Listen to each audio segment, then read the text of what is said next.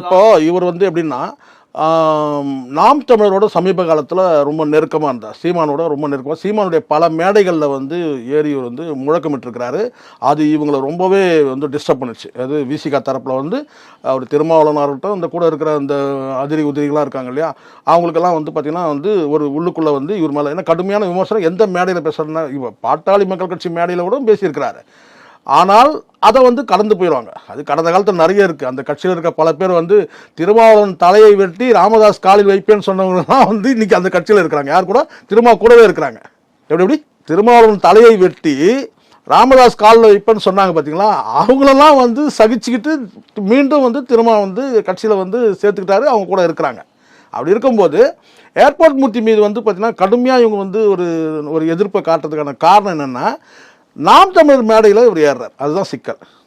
முழுக்க சீமானுக்கு வந்து பக்கபலமாக இருக்கார், சீமானோட பயணிக்கிறார், சீமானுக்கு வலதுகரமாக வந்து இவர் செயல்படுறாரு அப்படின்றது இருக்குது. அந்த கட்சியிலே போய் சேர்ந்திருந்தால் கூட இவருக்கு பிரச்சனை கிடையாது. யார் இவங்களுக்கு அந்த விசிகாவுக்கு பிரச்சனை இல்லை.